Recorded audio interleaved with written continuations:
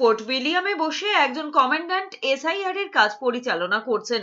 মঙ্গলবার বিস্ফোরক অভিযোগ করেছিলেন মমতা বন্দ্যোপাধ্যায়। তার অভিযোগ ছিল বিজেপির হয়ে কাজ করছেন ওই কমান্ড্যান্ট। তারই পাল্টা জবাব দিয়েছেন রাজ্যপাল। তিনি বলেছেন, অত্যন্ত গুরুতর অভিযোগ করেছেন মমতা বন্দ্যোপাধ্যায়। এই প্রসঙ্গেই রাজ্যপাল বলেছেন, সেনাবাহিনীর সাহসিকতা, আনুগত্য এবং দেশের প্রতি তাদের উৎসর্গতা প্রশ্নের মুখে পড়ছে।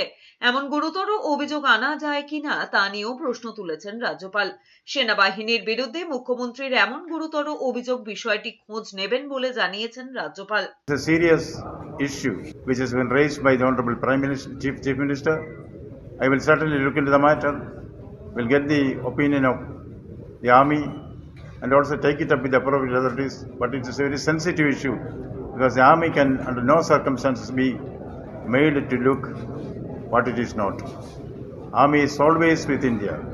Army protects the nation and we should have no reason to doubt the integrity of the Indian Army.